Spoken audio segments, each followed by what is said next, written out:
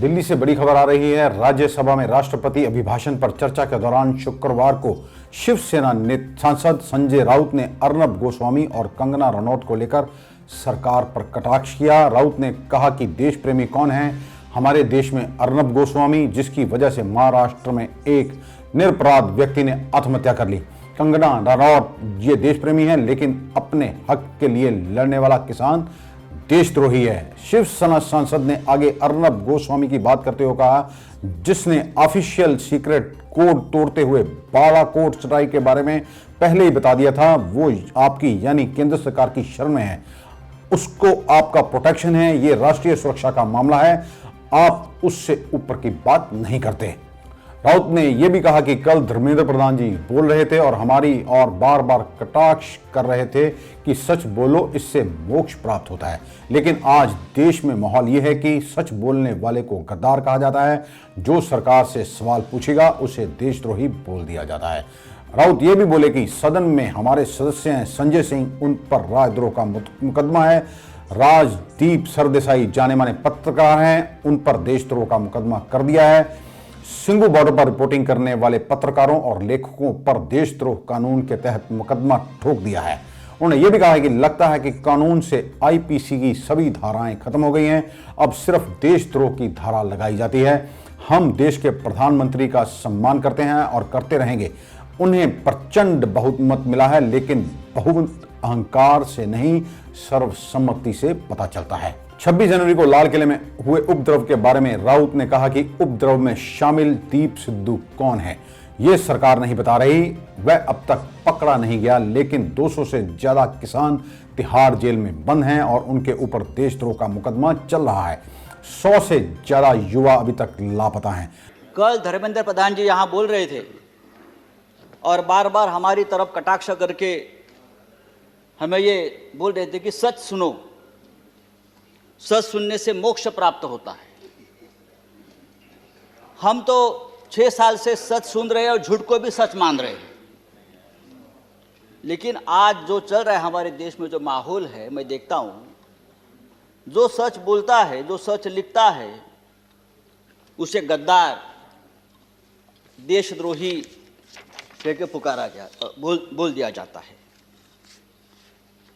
कल इस बारे में चर्चा हम लोगों ने की। दिग्विजय साहब ने बहुत उस बारे में कहा है।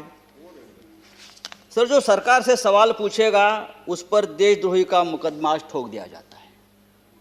कितने नाम मैं आपको बता सकता हूं। हमारे सदन में संजय सिंह, जो हमारे सदस्य है संजय सिंह, उसके ऊपर देशद्रोह का मुकदमा है।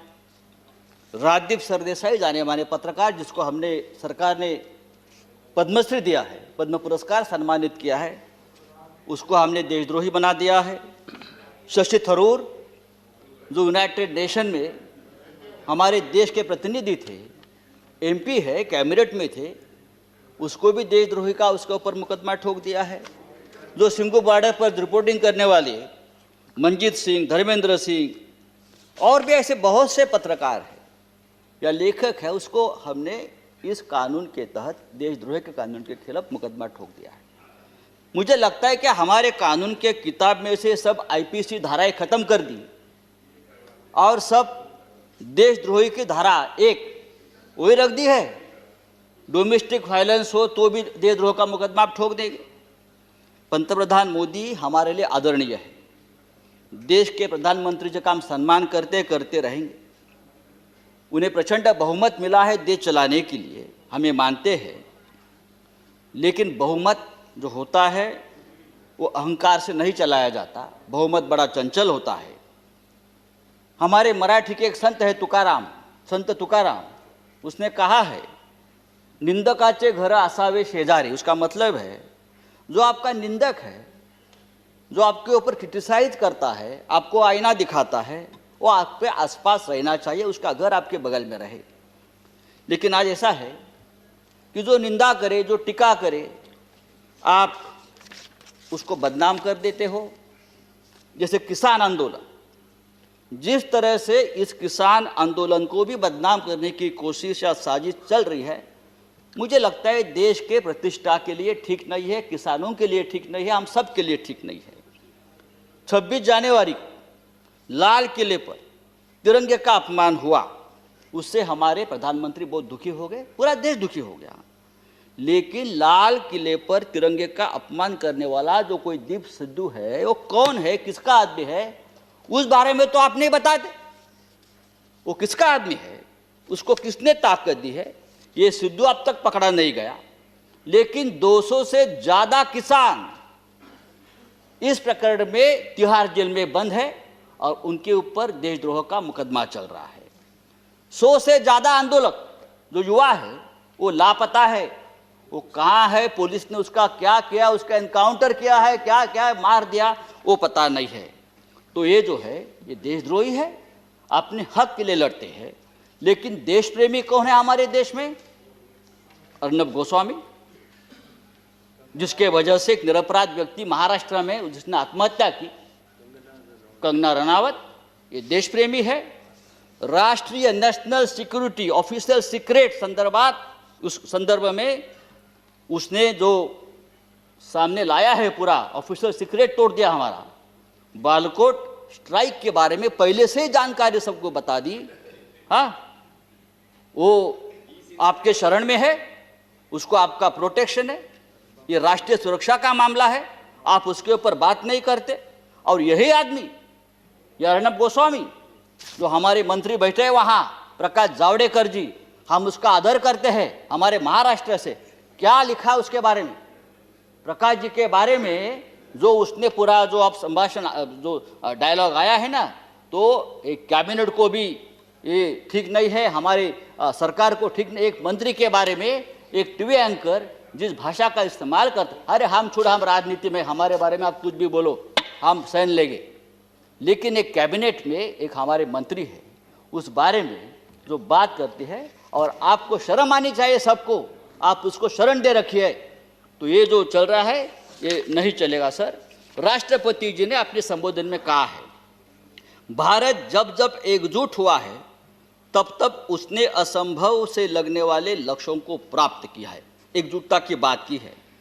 अगर ये बात सच है तो गत 3 महीनों से दिल्ली के सीमा पर किसान आंदोलन की एकजुटता तोड़ने में सरकार क्यों लगी है? संजय जी, हजारों किसान गाजीपुर सिंगू बॉर्डर पर अपने हक के लिए लड़ रहे हैं, और आप इस एकजुटता में आपको देशद्रोह दिखता है।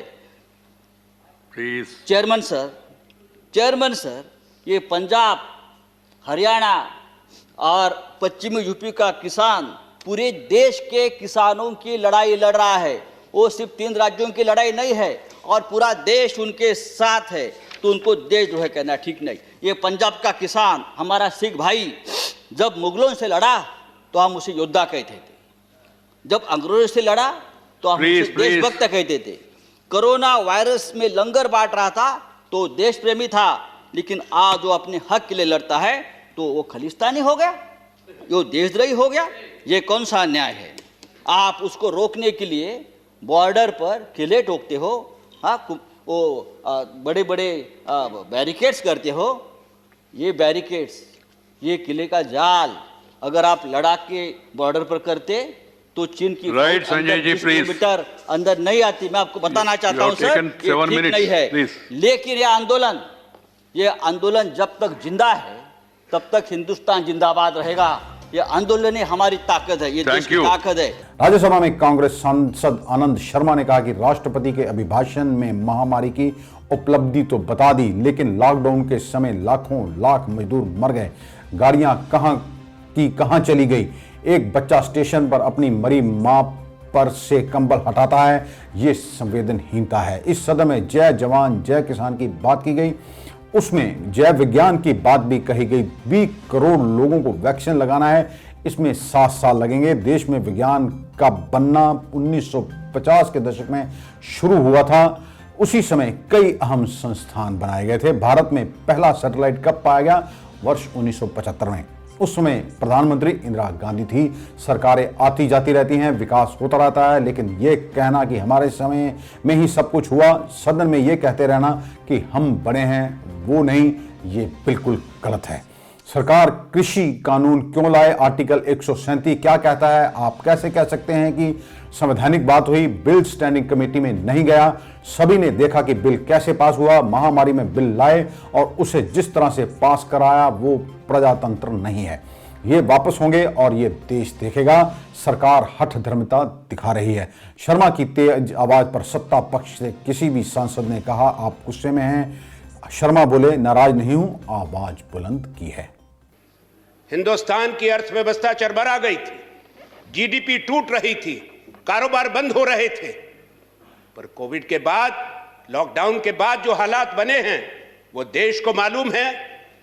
और उन लोगों को जिनके रोजगार गए, जिनकी दिहाड़ी गई, आमदनी गई, वो परिवार जो तबाह हो गए, वो व्यवसाय जो हमेशा के लिए बंद हो गए। ऐसी परिस्थितियों में जब भारत था तो किसानों को मजबूर किया गया अपने न्याय और अधिकार के लिए संघर्ष करने के लिए। ये जो परिस्थिति बनी है उसकी जिम्मेवार हिंदुस्तान की सरकार है। मैं अब आगे बढ़ने से पहले अपनी ओर से, अपने दल के और तमाम लोगों की तरफ से श्रद्धांजलि पेश करना चाहता हूं उन 194 किसानों को जिन्होंने अपने प्राण दिए हैं इस संघर्ष के अंदर। मैं श्रद्धांजलि भारत के डॉक्टर्स को, कोरोना वॉरियर्स को भी देता हूं। हम अपनी सहानुभूति दिल्ली पुलिस के उन अफसर और कर्मचारियों को भी देते हैं जिन्होंने 26 जनवरी को जिस घटना की जांच होनी चाहिए कि वो कैसे हुई, जैसे बाजवा साहब ने कहा था, जिनको उसमें जो जख्मी हुए हैं, किसी को यह अधिकार नहीं कि जो लोग अपना कर्तव्य का पालन कर रहे हैं उन पे किसी तरह का हमला हो, चोट पहुंचाई जाए। लाल किले की घटना से पूरा देश आहत हुआ है, पर निष्पक्ष जांच होनी चाहिए। अब प्रस्ताव की बात है, माननीय अभिभाषण ही नीरस है, निराशाजनक प्रशंसा पत्र है सरकार का। इसमें सरकार के विवादित कानून, फार्म लॉज, कृषि कानून का अनावश्यक उल्लेख दुर्भाग्यपूर्ण है। हम जानते हैं कि राष्ट्रपति जी वही पढ़ते हैं जो सरकार देती है। एक तरफ संघर्ष चल रहा है, आंदोलन चल रहा है और अभिभाषण में उसकी तारीफ हो रही है। इससे बढ़ के दुख की बात नहीं हो सकती। इस अभिभाषण के अंदर जो हम बड़े दावे करते हैं कि दुनिया के अंदर हमारा कितना दर्जा है, हमारी आवाज कितनी है, होनी चाहिए इस बड़े देश की, पर कोई भारत की विदेश नीति की चर्चा नहीं है। आप वैश्विक नेता हैं, राष्ट्रपति के अभिभाषण में पड़ोस तक का जिक्र नहीं है, जहां हम अलग थलग पड़ गए हैं। बेहतर होता ईमानदारी से इस पे चर्चा होती। कोई चर्चा नहीं। महामारी की उपलब्धि तो बता दी, पर प्रवासी मजदूर, माइग्रेंट लेबर वर्कर जो अचानक लॉकडाउन के बाद लाखों लाखों लोग परेशान हो गए, पैदल चलने पर मजबूर हो गए, रेलगाड़ी चली गई, बसें नहीं चली, सैकड़ों लोग मर गए। वो हृदय विदारक दृश्य जहां एक अपनी मरी हुई माता का एक छोटा बच्चा कंबल उतारता है रेलवे स्टेशन पे, गाड़ियां कहां की कहां चली गई, कोई जिक्र नहीं उनके बारे में।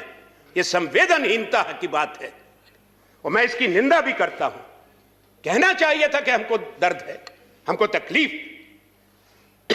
मैं आरोप नहीं लगा रहा, क्योंकि अचानक आई महामारी, दुनिया का कोई देश तैयार नहीं था। मैं इस पे ना राजनीति करता हूं, ना इस पे आरोप प्रत्यारोप करता हूं। माननीय प्रजातंत्र में एक मत हो, एक विचार हो, यह ना संभव है ना स्वीकार्य है। भारत की परंपरा चर्चा और चिंतन की रही है, वाद विवाद और संवाद की रही है। सरकार के हर निर्णय और नीति को जनता स्वीकार करे, और भारत का विपक्ष अनुमोदन करे, ये ना अनिवार्य है, ना स्वीकार्य है, ना संभव है, ना कभी होगा। अगर हो तो फिर हम प्रजातंत्र नहीं रहेंगे।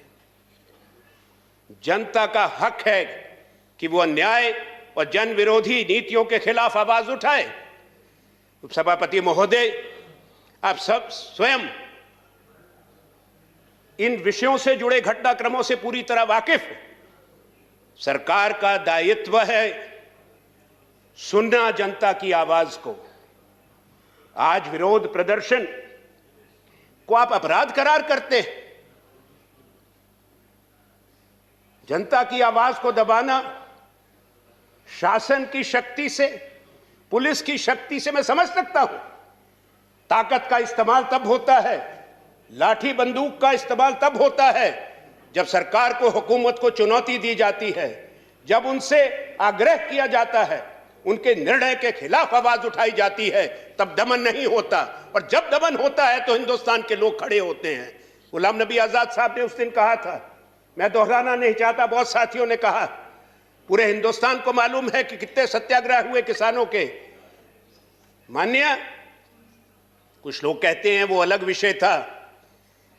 कोई आज हम ये थोड़े कह रहे हैं कि नरेंद्र मोदी जी ने किसानों को नील की खेती करने को कह दिया, पर किसान पे जब अत्याचार होता है, किसान खड़ा होता है, देश खड़ा होता है उसके साथ, ये भूलना नहीं चाहिए। जब अपनी सरकार है आजाद हिंदुस्तान में, इनकी बात को सुनो।